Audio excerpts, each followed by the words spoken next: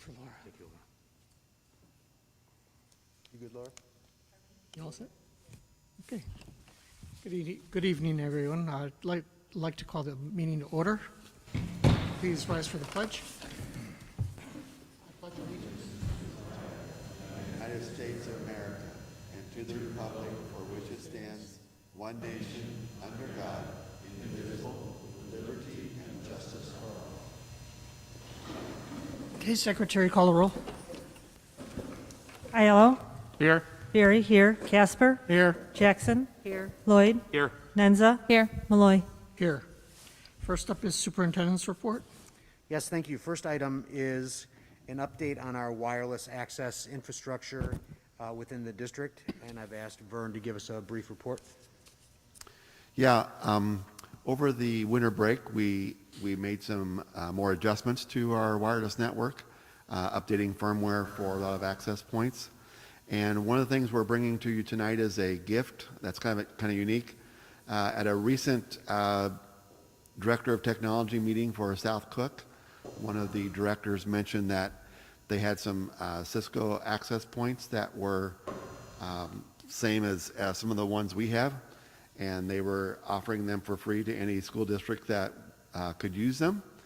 And so I was thinking, well, they're just like some that we have. We have 4 different models, and they were similar to some of the ones that we had. And so I put it out there and said we'd be interested. And so we got those over right before the break, and actually put them up during the break. So that's going to help us out just in a short term over the next few years, just to give us a little more time with our replacement cycle for access points. It was an interesting opportunity for us because Vern had a plan for replacing them all over time, and this allowed him to get some of the not quite ready to be replaced ones replaced with something that's quite a bit better and newer than what we currently have. And then he intends to still replace those with brand new equipment when they come back up in the rotation. So it was just kind of a nice little sharing opportunity with our neighbors, and we'll ask you to approve that gift later on in the agenda. We've been getting feedback from staff all along. As you know, the challenges to our wireless network and our technology infrastructure are quite different during remote learning than they were before COVID, which puts new challenges on our network, and it's, I think, performed actually quite admirably throughout. But Vern has done a really nice job keeping his ear to the ground about what's not working and how to make things work better for teachers, just to remove as many of the frustrations as possible. There's enough new challenges to teaching remotely without also having to worry about the network. So I just really appreciate the work that Vern and his team have done, and some really innovative thinking on how to upgrade some things quicker than our schedule would typically allow. So appreciate that. And then Jeff, we are looking at using E-rate money to begin that process, and we'll be for sure doing Central this coming summer and replacing the entire wireless network here. So that's the first on our radar. Thanks, Vern. Next, I just wanted to bring up the concept of returning to full in-person learning. Since the governor recently moved school staff up to Group 1B for vaccination distribution. There's no telling when it's going to be appropriate for us to do that, but it's the type of thing you'll notice whenever we've changed models throughout this, that's a multi-week planning process. So rather than be behind it, so to speak, the administration is going to start talking about not just what I guess circumstances are necessary for us to be motivated to return to full in-person instruction, but also what types of things we would have to do internally in order to make that a reality. We know that's going to be a reality someday. We don't know when it's going to be appropriate to do so, but whenever that time is, we want to be ready. So I just wanted to make the board aware of that's something that that the administration is aware of, and hopefully we see the type of success with the vaccination that everybody's hoping, and maybe that means a return to school sooner than later. But regardless, it's our job to be prepared for any contingency. So I just wanted to make the board aware of that. We have an administrative team meeting a week from tomorrow, and that topic is on the agenda just so that we can make sure that that our minds are always looking forward and not just present and backwards. So interesting times ahead. Whenever that time is right, we'll be ready for it. Jeff? Yes, sir. I would say one of the first steps probably in that is in terms of what steps, how are we formulating a plan to get our workforce vaccinated at this point? Do we know how that, I mean, we know they're 1B, right? Yep. Do we know how that's going to be distributed? Are we coordinating with any local hospitals? Are we coordinating with the union to make sure people know where they can go and when, so that we're getting them vaccinated as soon as possible? Yeah, right now we're on Cook County's team as well as Orland Township's team. And I don't know which one of them is going to be driving. I guess we won't really know until the vaccine lands at our desk. But all of the health departments know our interest in being a vaccination site for our employees. And we have, last I heard, 3 of our 5 RNs are already on board for being willing to to administer the vaccine to our staff. So it sounds like places like schools who are interested are going to get to do that. So right now it sounds like it's likely that we'll be able to vaccinate our own staff On premises. on our own premises. So Wonderful. I don't know whether or not we have to be willing to vaccinate the public in order to get that ability or not. I don't know to what extent we have the ability to say we'd like to do this but not that. Those details are unclear. But right now, the county and the township know that we're willing to be a site for the administration of the vaccine to our own folks and likely by or from our own folks. So that's exciting news. So it's our intention to get the vaccine to District 146 staff that desires it as fast as we can.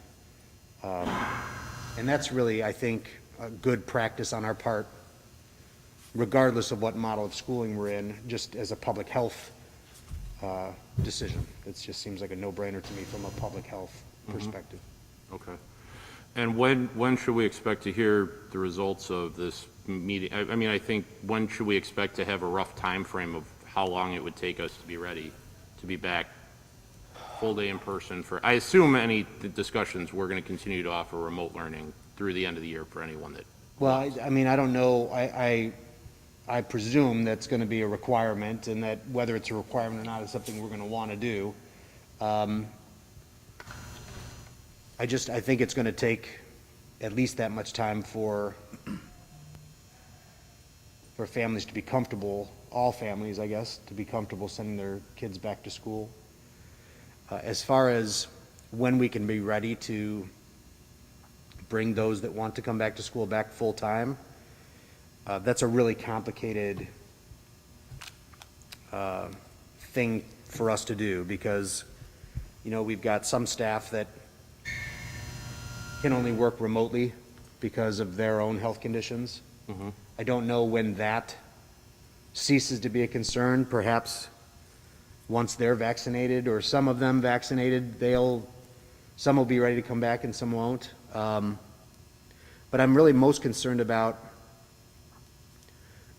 even if our entire staff is vaccinated and the vaccine is effective, if we return before students have an opportunity to get infected or get vaccinated, and students can still, I guess, then be infected. The question I have is whether or not what an outbreak would do to our ability to continue in that model. So, I mean, I guess I'm not doing a very good job making this clear, but it's a really delicate balance having staff teach full remote students and teach full in-person students simultaneously. And we are already short on staff and very short on subs. So if a good number of adults choose not to get the vaccination, and there's any type of outbreak in the school, our ability to continue in that model is impacted very dramatically. So I really need the administrative team in a room for a good number of hours poring over this with different scenarios and rosters and staff lists to get to the bottom of, you know, how long would it take us to make this happen when the time is right? And then what types of things could potentially make it not work? And do we have solutions for those things? Like what types of things can we put in place that will make this successful? And then I'll start having an idea of, you know, how realistic it is for us to do it. Yeah, I guess my biggest concern is I realize this is an enormous logistical undertaking. And so from my perspective, you know, I think we have to say, what's the date at which it's not worth it? Because at some point, you're going to say, you know, if we're like, oh, we can't do it till April 20th, well, Right. school's left, we're not going to do it for a month. I mean, that's a move heaven and earth to get kids back in school for a month. And so at some point, we have to say, well, what's the latest that we would be willing to do that? And then is it feasible to get back by that date?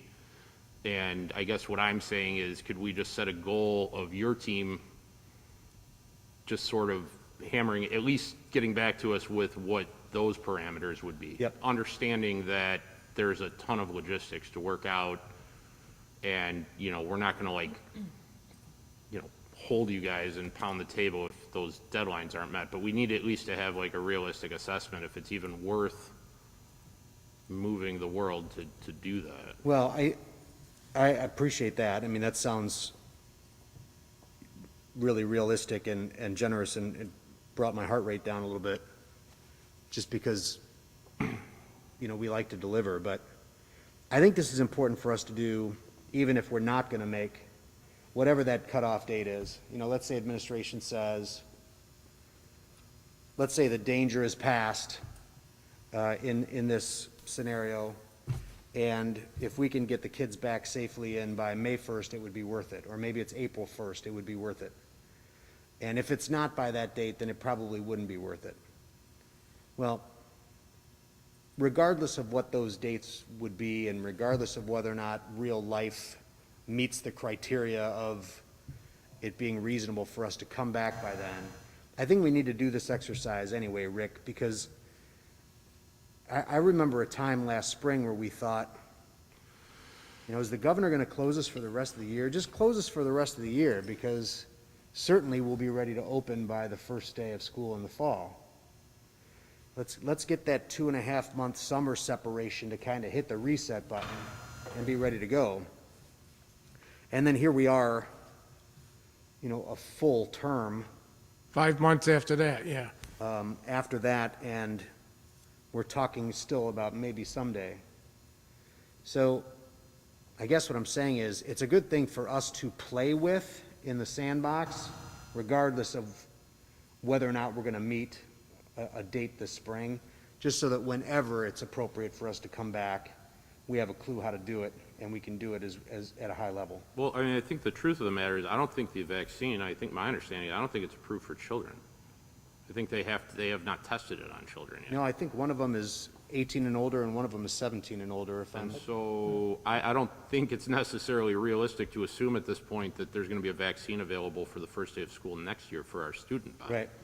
And so then that becomes a matter of, even if it doesn't happen this year, I don't see how we can continue in this way for another school year. Yeah. I think we have to be prepared to be able to deliver a full in-person education for those that want it, one way or the other, the first day of school next year. Yeah, I mean, you know, I think once once the vaccine is available to all the adults in the building, then we would be physically able to open. Like, we would be able to execute the adult responsibilities in order to run schools.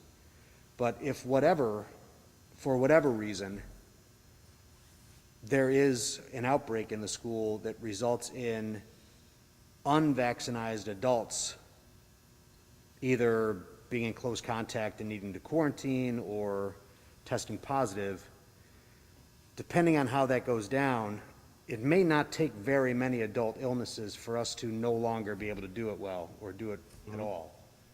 So that needs to be part of the model. So I understand that. I guess my last thought would be, and I don't want to monopolize the meeting here, is just to say that as we are thinking this through, you know, our neighbors in the Catholic schools seemingly have demonstrated that a full in-person model is possible, seemingly without any significant incident that I'm aware of. I mean, they've been operating full in-person since August, and I mean, I've not heard of anything locally that's been, I mean, some quarantining of classrooms and the like, but nothing serious that I'm aware of.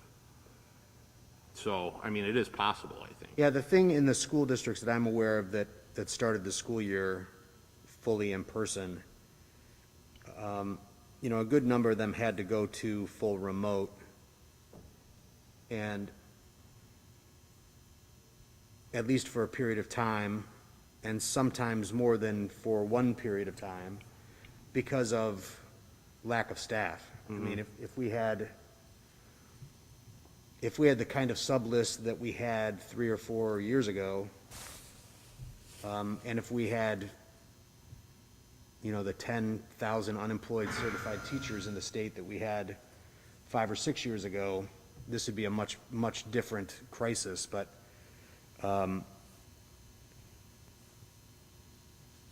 when you think about the whole picture and you think about the quality of instruction,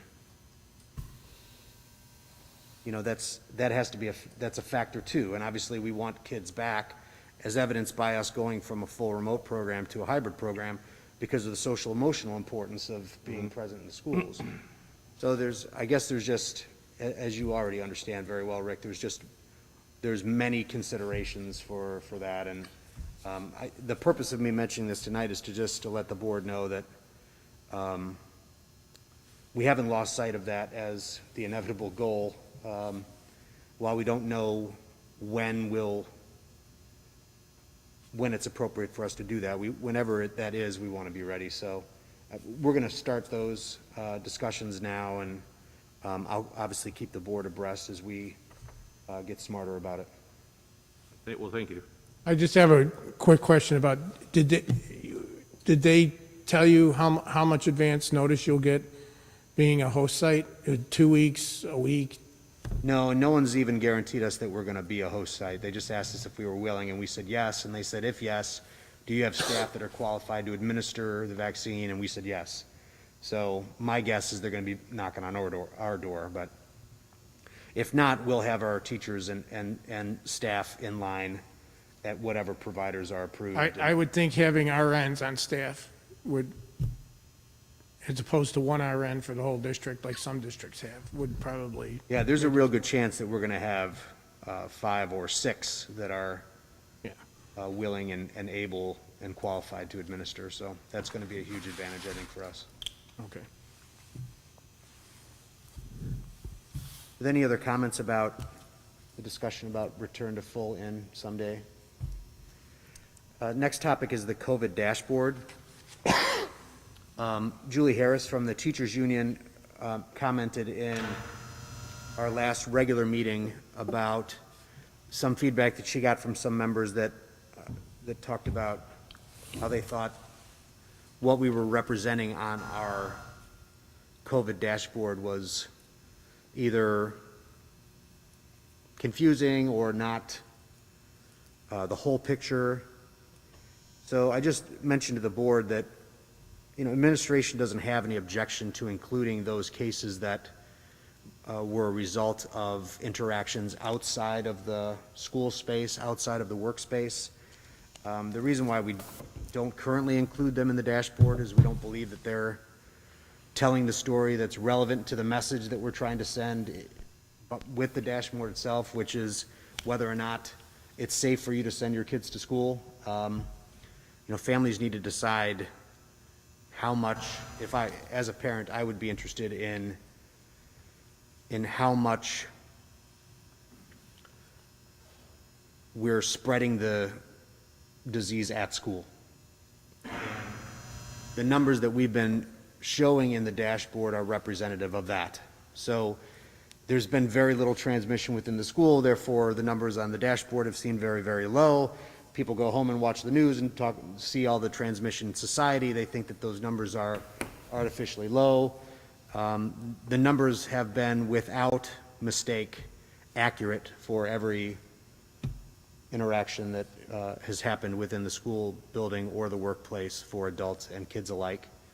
But I wanted to just show the board, if the board is interested in us adding a category for out-of-district student positives, out-of-district adult positives, and out-of-district close contacts for students and adults. How exactly would you compile that information? Well, we know all the staff and all the students that come to school ever Yeah, in person. right, We know. They have to tell us. right. And the health department knows.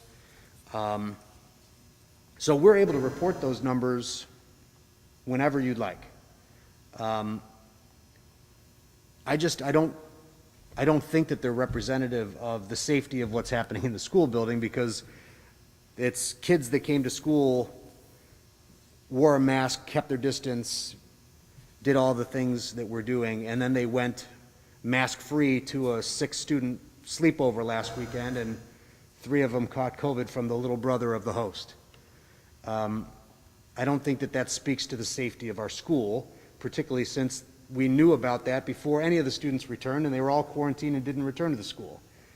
But if you'd like that information, I asked for a sample, and the most recent example I have is the week of December 12th through December 18th, because that's the last full week that we've been in school. And our dashboard showed that we had 1 positive student in district and 0 positive staff. And we had 1 student and 1 staff that were in close contact with somebody who tested positive, and that resulted in quarantine.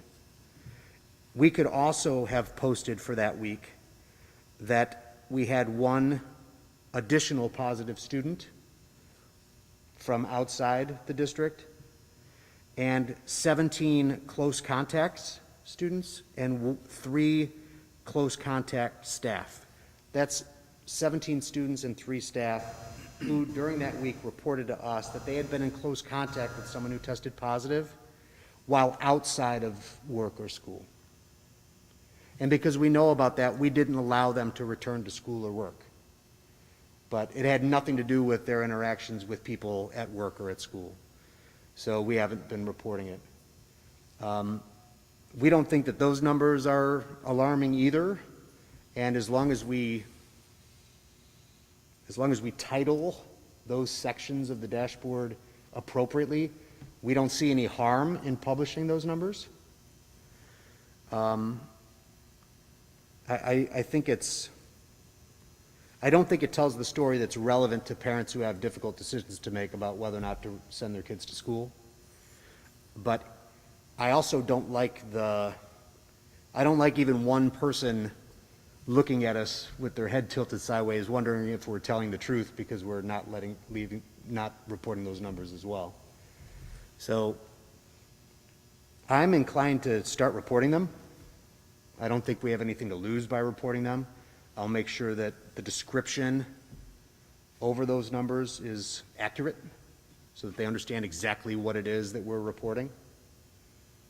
I would just rather not have anyone wonder if we're telling the whole truth or not. Jeff, one thing I would say in favor of posting those numbers is that one thing it does communicate to families is the fact that they might be under the impression that if we're only posting one close contact or whatever, and one that we're not actually monitoring, that we're not aware of the fact that people are coming into contact outside of school and taking those steps to quarantine those students. It could actually be, in a sense, reassuring to people that there are people, that we are being made aware of people that are coming in close contact outside of school, and we're taking steps to make sure that they're not coming here while potentially infected. I mean, in that sense, I could see where that could be relevant to someone's decision-making process. And, you know, and frankly also display the fact that is, they might not understand that that's something that we do. Yeah, evidence that our self-tracking, daily reporting, temperature checks, and contact tracing has been effective in keeping potentially infected people out of the schools. I like that. Yeah, I mean, the only thing I would say is, I mean, I assume these numbers don't include students that are, and staff that are fully remote. No, and I've got an asterisk here that I have to mention, that is, there's no accurate way that we could report that, because staff and students who are full remote, because of their patient privacy rights, as long as they're able to complete their work responsibility, if they're a staff person, and any student could simply report their case to their family doctor or to the health department, and us never know. So we can't accurately report that number. We don't know that, and frankly, I don't know that we're even tracking it if we. No, I mean, that to me seems pretty irrelevant, but I think those other numbers, I think it makes sense to add them. So I guess the question to the board then is, does any member have an objection to me adding to the dashboard in that way? No, but I want to comment that I agree that if people think that, I'm for transparency, and so if it's appropriately labeled, to publish them. Thank you. So we have some celebrations tonight. Kelly Morzak, social worker at Memorial, welcomed Abby into the world, Abigail, on December 14th. Congratulations, Kelly. And Patty Montagno, building aide at Central, shared the news of the birth of her new grandson, Weston Frank Montagno. So congratulations to those staff members and the new additions to their family. And some condolences this month as well. Ellen Jenner, our safety clerk, our beloved safety clerk at Central, passed away. Horrible loss to the CMS family. Amanda Shervino's father passed away. Amanda's a music teacher at Memorial. Janet Zucker's mother-in-law passed away. Janet's custodian at Fulton. Brooke Dundas lost her father this weekend. Brooke was an assistant principal at Central Middle School. So sorry to hear that, Brooke. And today you all learned of the news of Kelly Voliva's father, who passed away. Kelly is the director of student services. Kelly, our hearts are with you in the tragic loss, sudden loss of your father. And my deepest sympathy and the board's sympathy is with each of these staff members and their families for their loss. And that concludes the superintendent's report. Thank you. Next up, item 4, are there any citizens that would like to address the board?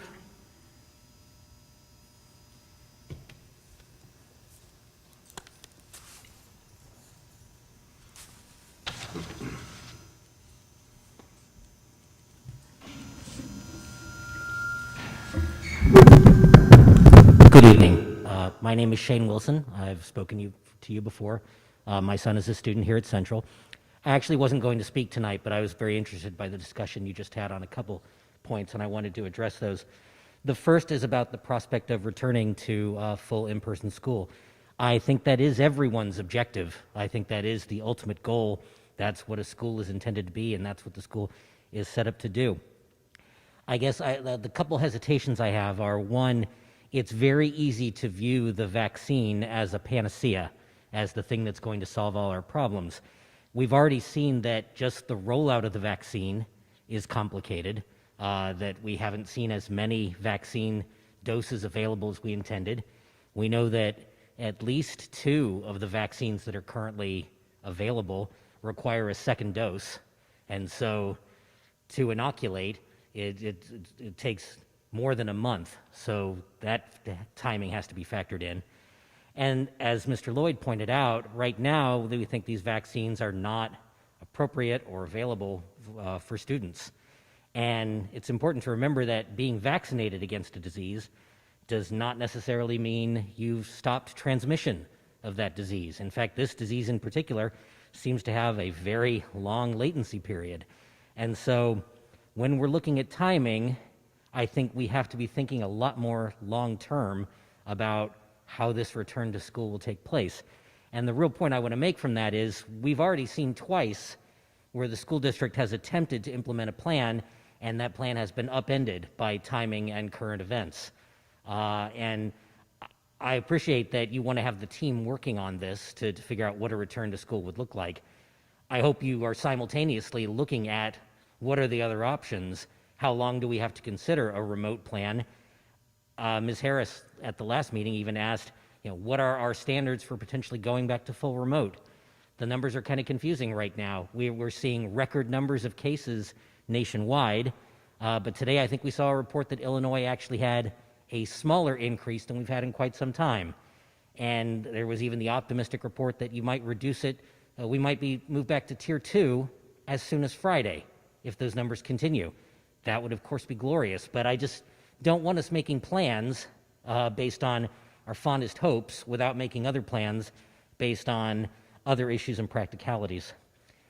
The other thing I wanted to address was the idea of the dashboard, and it sounds like you're going to include these additional numbers, and I agree with that as well. As a extremely small representative of school parents, I would like to see more numbers. I would always like to see more numbers. I think I wanted to address one of your concerns, Dr. Stawick, about doing that, and that is this idea that you don't feel like it adequately represents what you're trying to do to promote school safety and what the school steps are. The fact of the matter is, I think if you're not considering outside contact tracing, if you're not considering long-term, then you're not adequately representing what the safety of the school is. We know that if you've come into contact with someone who has been tested, they may have had that disease in their body for as long as 2 weeks. It's not as though that test means that's when the clock starts running. And so to include those numbers does broaden the view of who's been affected and for how long have they been affected and how widespread is that as a point of contact, as a vector. But it also gives a more accurate representation that if someone has been in contact in that period, how long they may have actually been exposed to it. So I think even adding these numbers is not going to give us the most complete picture. And I know you're probably very concerned about panic. You're very concerned about creating a perception of disease where none should exist. But I think more information is always going to be better than less. And I think, to Mr. Lloyd's point, you're going to lose the perception of hiding anything by including more of that. And you're actually more accurately representing the breadth and the impact of this disease. I would love for my son to be able to go back to school. I don't realistically see a way that that's going to happen before the end of this school year, just because I don't see where your vaccines are going to arrive any sooner than March. And I don't see where you're going to say that those vaccines are actually taking effect and that you can actually say our teachers and our staff and our administrators are protected from the vaccine until maybe April. And then, as Mr. Lloyd said, you're right up against the end of the school year. I think, unfortunately, we have to look at this as a long slog rather than a quick fix. And I hope that your team, when you're working on this, will factor that in and that you'll consider all the other possibilities that will have to be brought into effect without us having to do as we've done, where we're quickly changing plans, where we're quickly coming up with something new on the fly. Thank you. Is there anybody else that would like to comment to the board? Okay, moving on. Item 5, union report. No union report. Item 6, action items. Is there a motion for the consent agenda? I move that we adopt item 6.1, approval of minutes, 6.2, approval of closed session minutes, 6.3, approval of 6-month review of closed session minutes, 6.4, approval of destruction of closed session tapes, 6.5, approval of financial items, and 6.6, approval of personnel items. Second. Is there any discussion? Okay, Secretary, call the roll. Aiello, Yes. Barry, yes. Casper, Yes. Jackson, Yes. Lloyd, Yes. Nenza, Yes. Malloy. Yes. 6.7, approval of revised policies, second read. Yes, nothing new, certainly nothing exciting, and no changes since last month. On this second read of policies, you'll see that they touch on a good number of things. However, the changes made within those individual policies are not substantive. So just as recommended by our press service, these are updated language items for the listed board policies. Okay, is there a motion? I move that the Board of Education approve the revised policies as presented. Second. Is there any discussion? Okay, Secretary, call the roll. Aiello, Yes. Barry, yes. Casper, Yes. Jackson, Yes. Lloyd, Yes. Nenza, Yes. Malloy. Yes.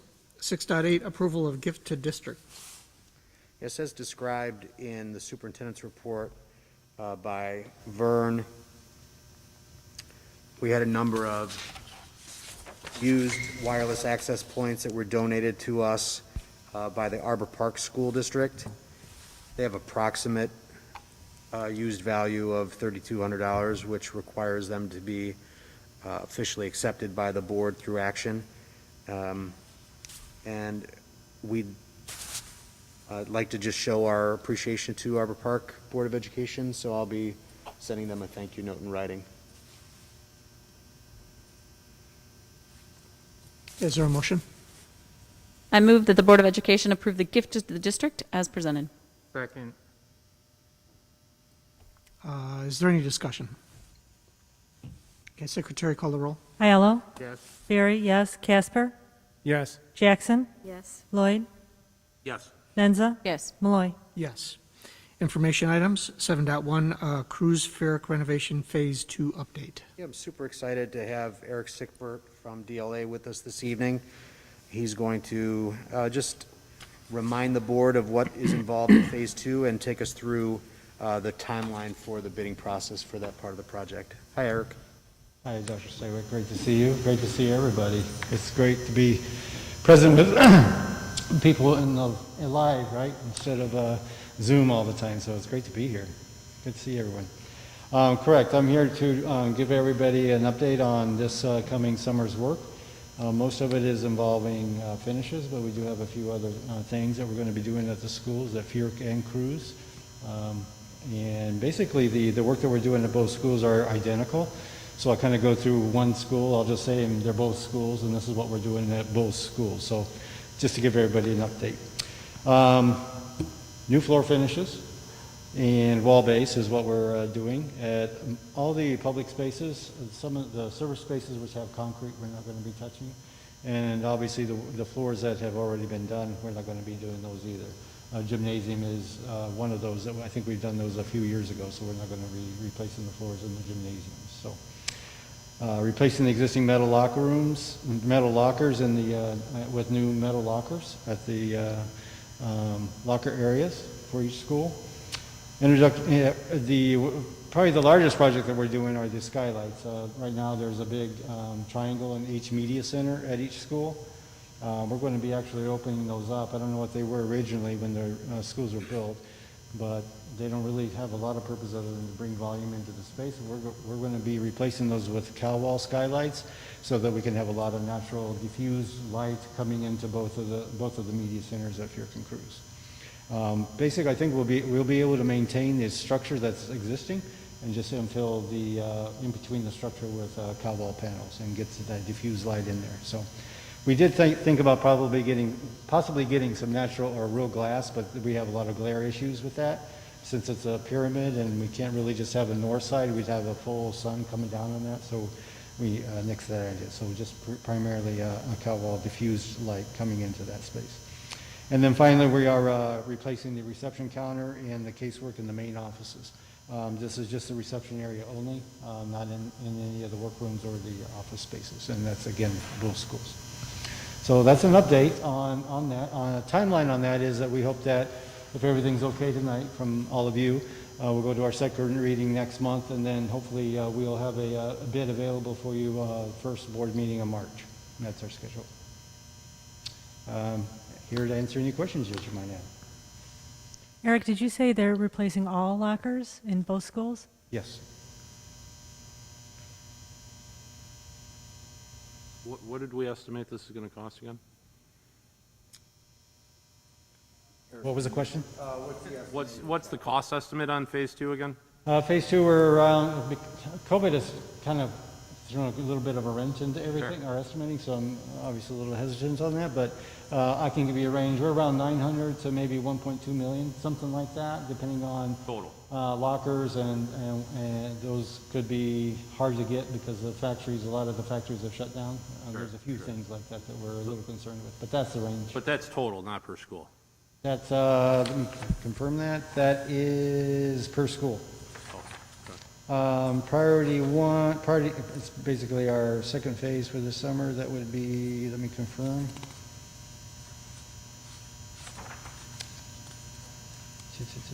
I'm sorry, I know we went through these numbers a long time ago, but we haven't discussed Yeah, this in that a is while. per school. Okay. Eric, when should Matt, you say we're going to approve it for letting at the February meeting and then have bids to ratify at the March meeting? Is that the goal? That's our goal. So, do you have any idea when Matt will receive the specs ahead of the February meeting so he can brief the board that everything's in good order for the letting? Not quite yet, but we'll certainly, whatever date you want us, we'll try to hit that date to get it to him so he has enough time to do that reading. Great. I So, mean, that was something we'll focus on high priority right away, and then, I mean, we might even start that depending on the results of tonight, so. Matt knows better than any of us how much time he needs with the specs before making a recommendation, Sure. so the two of you can sort that We'll out. we'll work that out. We'll set that as a priority when we start working on the drawings. Great. Could we have it to discuss at the committee of the whole next month? Is that too soon? That might be too soon. The committee of the whole would be the week before our February First week in February. board meeting. So that leaves you It's February 1st.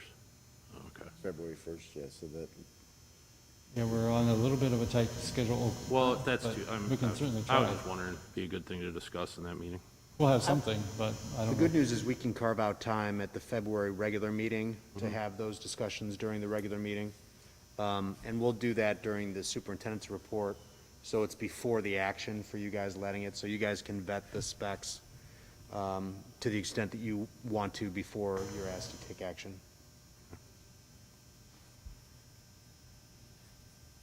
Thanks, Eric. You bet. Excited. Good to see everyone again. Excited to get started on another project for you guys. So Appreciate thank you coming out in person tonight. Sure. Eric. Everyone, actually, kind of nice. So good to see everybody. Thanks, Eric. Thank you, Eric. Nice seeing you. Okay, 7.2, quarterly investment report. Yes, so stop me if you've heard this before, but interest rates are down.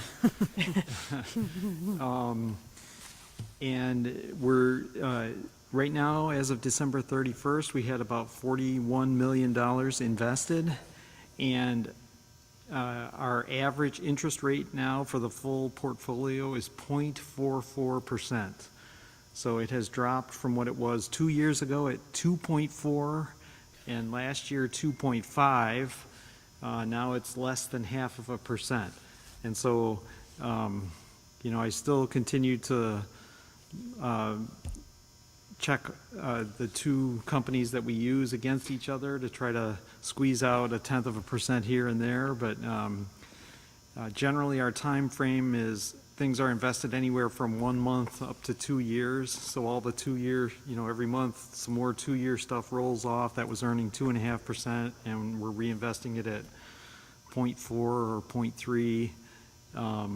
So it is. We talked about this last month, but it's going to affect our revenue budget next year as our interest revenue continues to ratchet down. So we'll continue to do the best that we can, and but that's just the reality of where things are right now.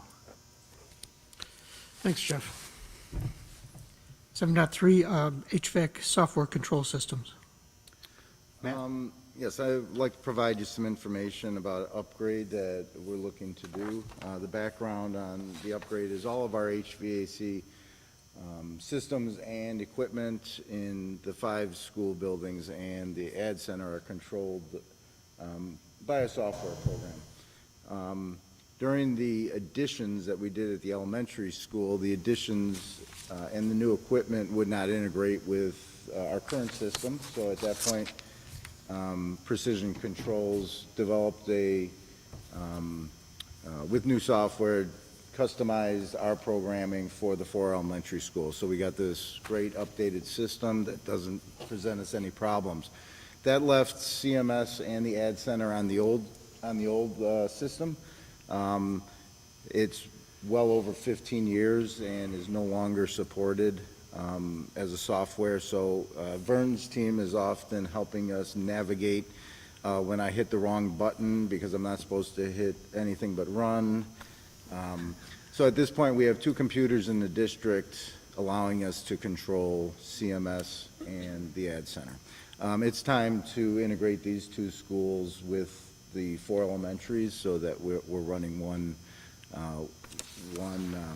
software program. This would be done through Precision Controls, who's been our longtime vendor, who manages all of our software and programming. And they've given us a proposal which will be for Central and the Ad Center. It's $76,000, $830. So we reviewed whether or not this would have to go out to bid. Currently, reading the law ourselves, it's similar to much of what the tech department goes through, and there's an exception for software-related services. So we've also put a call into our legal professionals that help us out, and we're waiting for the confirmation that this will not have to go out to bid, but it will have to be approved by the board. If the board would allow us to present this next month for approval, we can move forward with this project. Great. Thanks, Matt. Thank you. Okay, next up is closed session. Can I have a motion for closed session?